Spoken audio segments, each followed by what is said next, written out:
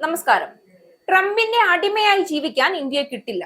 ഇന്നത്തെ ഇന്ത്യ കോൺഗ്രസ് നേതാക്കന്മാർ കുത്തക ഭരണം കാഴ്ചവെച്ചിരുന്ന തകർന്ന് തരിപ്പണമാക്കിയ ഇന്ത്യയല്ല. പ്രതിരോധ മേഖലയിലും സൈനിക മേഖലയിലും സാമ്പത്തിക മേഖലയിലും ഉയർച്ച കൈവരിച്ചുകൊണ്ടിരിക്കുന്ന മോദി നയിക്കുന്ന ഇന്ത്യ. അതുകൊണ്ട് തന്നെയാണ് ട്രംപിന്റെ താരഭീഷണിക്ക് മുന്നിൽ പോലും ഇന്ത്യ സ്വന്തം നിലപാടിൽ ഉറച്ചു നിന്നത്. ആരെയും പിണക്കാനും ആരെയും തള്ളിക്കളയാനും ഇന്ത്യ തയ്യാറല്ല എന്ന് കരുതി ഇന്ത്യക്ക് ഇന്ത്യയുടെ നിലപാടിൽ ഉറച്ചു നിൽക്കാനുള്ള തണ്ടല്ലുമുണ്ട് എന്നതാണ് ഇന്നത്തെ സ്ഥിതി. അതിന് പുതിയ മാനങ്ങൾ നൽകിക്കൊണ്ട് മോദിയും റഷ്യൻ പ്രസിഡന്റ് പുടിനും പുതിയ കരാറുകൾ ഒപ്പുവെക്കാൻ പോവുകയാണ്. ഇന്ത്യ റഷ്യ സൈനിക സഹകരണം ഉറപ്പിക്കുന്ന കരാറിന് മോദി സർക്കാർ അംഗീകാരം നൽകിയ പുടിൻ സന്ദർശനത്തിന് മുന്നോടിയായി എടുത്ത ഈ നീക്കം ഡൊണാൾഡ് ട്രംപിനെ കൂടുതൽ അസ്വസ്ഥമാക്കുമെന്ന വാർത്തകളും അന്താരാഷ്ട്ര രാഷ്ട്രീയ വേദിയിൽ വലിയ ചർച്ചകൾക്ക് വഴിയൊരുക്കുകയാണ്. എന്നാൽ ഒരു കാര്യം തീർച്ച, ഡൊണാൾഡ് ട്രംപിനെ പോലൊരു ശക്തമായ വ്യക്തിത്വത്തിനു മുന്നിൽ പോലും നയതന്ത്ര വേദിയിൽ മോദിയുടെ തീരുമാനാധികാരത്തെയും ആത്മവിശ്വാസത്തെയും തടുക്കാൻ ഒരിക്കലും കഴിഞ്ഞിട്ടില്ല എന്നത്. അതാണ് ഇന്നത്തെ ഇന്ത്യയുടെ വിദേശ നയത്തിന്റെ ശക്തിയും മോദി നേതൃത്വത്തിന്റെ അന്താരാഷ്ട്ര പ്രാധാന്യവും എന്നതിൽ സംശയമില്ല.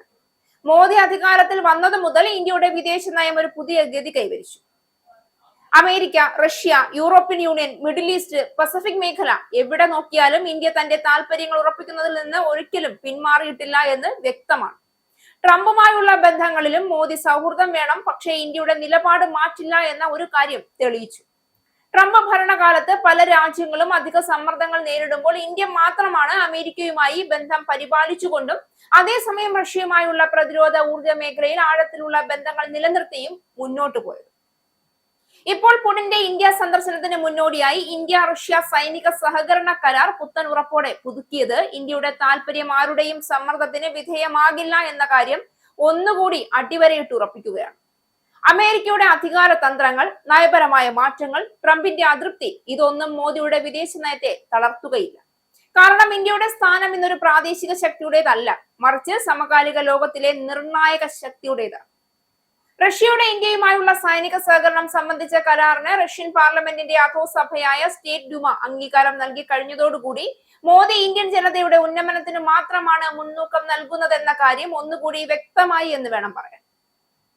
ചൊവ്വാഴ്ച നടന്ന സ്റ്റേറ്റ് ഡൂമയുടെ പൂർണ്ണ സമ്മേളനത്തിലാണ് കരാറിന് അംഗീകാരം ലഭിച്ചത്. പരസ്പര സൈനിക അഭ്യാസങ്ങൾ, രക്ഷാപ്രവർത്തനങ്ങൾ, മാനുഷിക ശ്രമങ്ങൾ എന്നിവ സുഗമമാക്കുക എന്നതാണ് കരാർ ലക്ഷ്യമിടുന്നത്. പരസ്പരം തങ്ങളുടെ മണ്ണിൽ സൈന്യത്തെയും ഉപകരണങ്ങളെയും നിയമപരമായി വിന്യസിക്കാൻ ഇത് റഷ്യയെയും ഇന്ത്യയെയും അനുവദിക്കും. മെയ് മാസത്തിൽ പാകിസ്ഥാനുമായുള്ള ഏറ്റുമുട്ടലിനെ തുടർന്ന് തങ്ങളുടെ ആയുധ സംഭരണ ശേഷി വർദ്ധിപ്പിക്കുന്നതിനായി റഷ്യൻ നിർമ്മിത S-400 surface to air missile സിസ്റ്റത്തിനായി 300 മിസൈലുകൾ വാങ്ങാൻ ഇന്ത്യ ആഗ്രഹിക്കുന്നതായി റിപ്പോർട്ടുകളുണ്ട്. ഓപ്പറേഷൻ സിന്ധൂറിനിടെ S-400 മിസൈൽ സിസ്റ്റം പാകിസ്ഥാന് ശക്തമായ പ്രകടനമാണ് നടത്തിയത്. കൂടാതെ S-500 മിസൈൽ സിസ്റ്റത്തിന്റെയും മറ്റ് നിരവധി ആയുധങ്ങളുടെയും സംയുക്ത വികസന കരാറുകളിലും എത്തിച്ചേരാൻ സാധ്യതയുണ്ട്. റഷ്യയുമായി സൈനിക ബന്ധം ശക്തിപ്പെടുത്തുന്നത് ഇന്ത്യക്ക് പ്രതിരോധ വ്യവസ്ഥയിൽ തന്ത്രപ്രധാനമായ നേട്ടമാണ് കൈവരിക്കാൻ പോകുന്നത്. ദീർഘകാലമായി ഇന്ത്യയുടെ പ്രതിരോധ വൈവിധ്യം ഉറപ്പാക്കുന്നതിൽ റഷ്യ പ്രവർത്തിച്ചു വരുന്നു. എങ്കിലും അതോടൊപ്പം അമേരിക്കയുമായും ഇന്ത്യ ശക്തമായ സഹകരണ ബന്ധം നിലനിർത്തുന്നു എന്നതാണ് ശ്രദ്ധേയം. ഇതാണ് മോദി വിദേശ നയത്തിന്റെ പ്രത്യേകത. ഏത് ശക്തിയോടും ബന്ധം സ്ഥാപിക്കുമ്പോഴും ഇന്ത്യയുടെ പാത നിശ്ചയിക്കുന്നത് ഇന്ത്യ തന്നെയാണ്, മറ്റാരുമല്ല എന്ന ഉറച്ച നിലപാട്. അതാണ് ഇന്നത്തെ ഇന്ത്യയുടെ ശക്തി.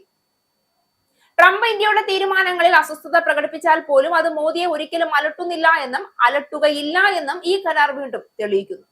മോദി അമേരിക്കയുമായും റഷ്യയുമായും യൂറോപ്പുമായും എല്ലാ ശക്തികളുമായും ഇന്ത്യയുടെ താല്പര്യം മുൻനിർത്തി ബന്ധങ്ങൾ നിയന്ത്രിക്കുന്ന അപൂർവ നേതാവാണ്. അതുകൊണ്ടാണ് ലോക നേതാക്കളിൽ മോദിക്ക് ഒരു പ്രത്യേക സ്ഥാനം ലഭിച്ചത്.